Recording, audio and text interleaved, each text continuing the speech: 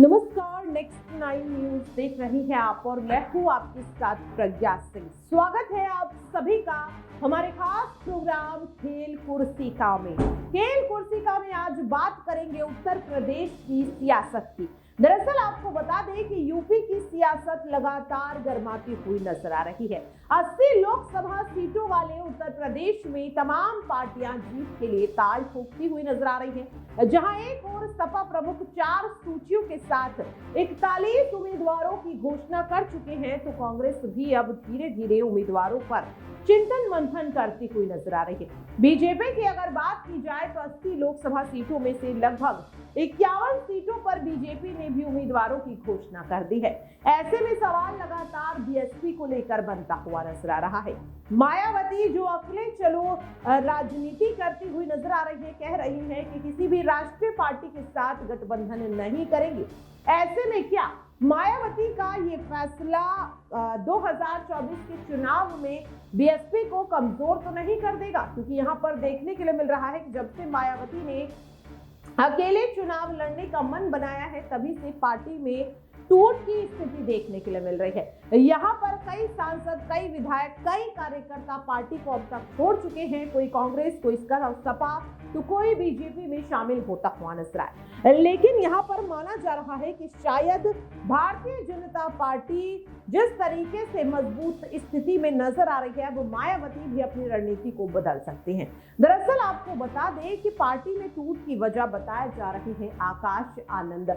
जानकारी दे दें कि आकाश आनंद का राजनीति में कोई खास तजुर्बा नहीं है, लेकिन महज अपने बड़े भाई के बेटे होने के नाते ही यहाँ पर जो मायावती है, उन्होंने आकाश आनंद को पार्टी का उत्तराधिकारी बना दिया।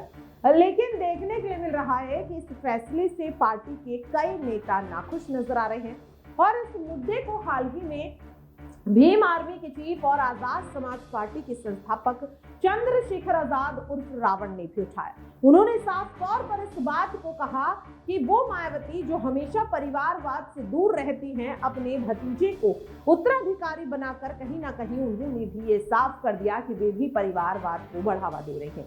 लेकिन अब आपको बता दें कि आकाश आनंद पार्टी की जिम्मेदारियों को बेहतर ढंग से नहीं संभाल पा रहे हैं, जिसके बाद अब एक सवाल लगातार बनता हुआ नजर आ रहा है कि क्या अब मायावती अपने उत्तराधिकारी को बदल सकती हैं? क्या किसी नए चेहरे को उतारा जा सकता है? लेकिन अगर पार्टी के किसी दूसरे नेता या फिर किसी बाहरी चेहरे को पार्टी की जिम्मेदारी दी गई, तो आने वाले समय में हो सकता है कि वे मायावती की ही कुर्सी को, उनके दबदबे को ही छीनता हुआ नजर आए। ऐसे में एक नाम जो बार बार नए उत्तराधिकारी के लिए सामने आ रहा है, और ये नाम है मायावती की बहू और आकाश आनंद की पत्नी प्रज्ञा सिद्धार्थ आनंद का। जी हां, आपको बता दें कि प्रज्ञा सिद्धार्थ आनंद भले ही राजनीति से कोई खास ताल्लुक नहीं रखती, लेकिन उनका परिवार राजनीति से ताल्लुक जरूर रखता है।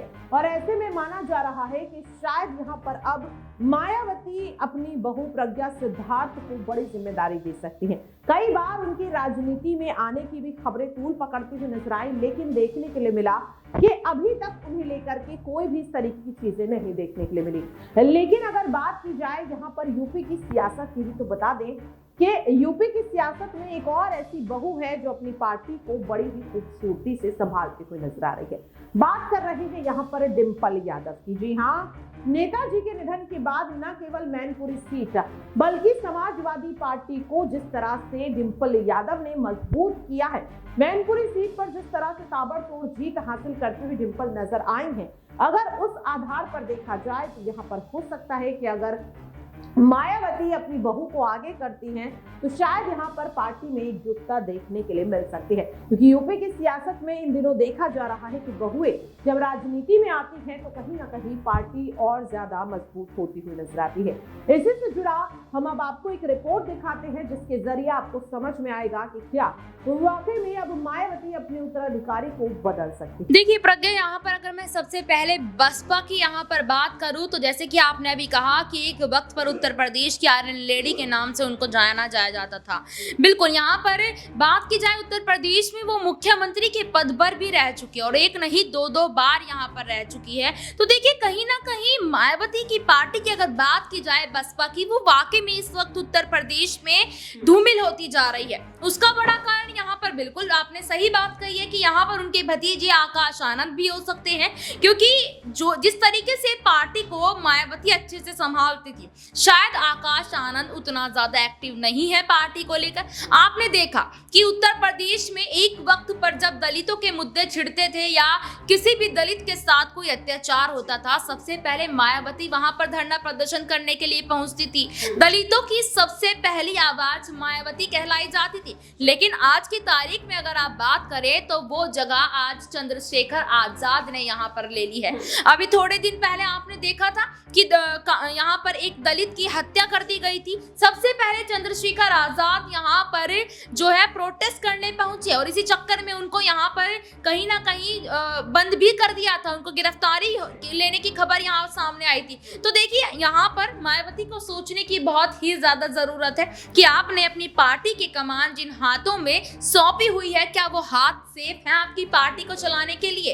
इसलिए यहाँ पर मायावती को सोचने की काफी ज्यादा जरूरत है। अच्छा और रहेगा, क्योंकि देखिए जिस तरीके से हमने देखा, अगर यूपी की सियासत को ही देख लिया जाए तो समाजवादी पार्टी के राष्ट्रीय अध्यक्ष अखिलेश यादव कहे जाते हैं, लेकिन जमीनी स्तर पर कार्यकर्ताओं को पार्टी से जोड़कर रखने का काम डिंपल यादव करती हुई नजर आ रही है। यादव परिवार की बड़ी बहू है, यूं तो अपर्णा यादव भी है, लेकिन राजनीति में ज्यादा एक्टिव आपको डिंपल यादव देखने को मिलती है। अगर इसी तरीके से हम एग्जाम्पल को देखें तो क्या माना जा सकता है कि अब मायावती की जो बहू है यहाँ पर प्रज्ञा सिद्धार्थ, समय समय पर उनकी चर्चा हुई कि वो राजनीति में आ सकती हैं, अभी भी ये कयास लगाए जा रहे हैं। तो अगर मायावती पार्टी की जिम्मेदारी, या यूं कहें कि राजनीतिक तौर पे भी ना सही, अगर निजी तौर पर पार्टी की जिम्मेदारी यहाँ पर वो अपनी बहू को सौंपती हैं, तो क्या आकाश आनंद से बेहतर प्रज्ञा सिद्धार्थ इस जिम्मेदारी को संभाल सकती है यहाँ पर? देखिए प्रज्ञा, बिल्कुल यहाँ पर सही बात आपने और सही सवाल यहाँ पर पूछा है। बिल्कुल, मुलायम सिंह यादव जब यहाँ राजनीति से दूर हो रहे थे तब उन्होंने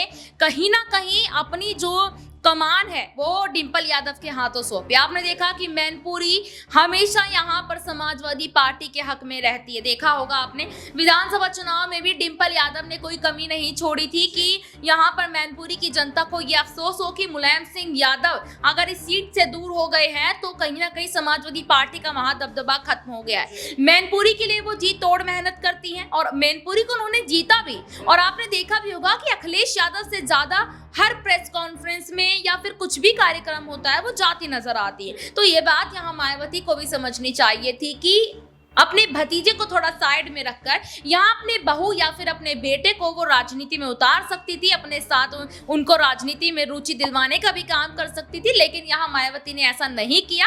अब देखिए, भुगतान तो मायावती को भुगतना पड़ ही रहा है। तो देखा आपने और सुना भी दर्शकों, जिसके बाद लगातार सवाल यही बनता हुआ नजर आ रहा है कि क्या वाकई में अब उत्तर प्रदेश की सियासत को एक बार फिर से अपनी रूपरेखा में ढालने के लिए बीएसपी सुप्रीमो मायावती ये अहम फैसला लेती हुई नजर आएंगी। क्या वाकई में अब उत्तराधिकारी के तौर पर किसी नए चेहरे को उतारती हुई मायावती नजर आएंगी?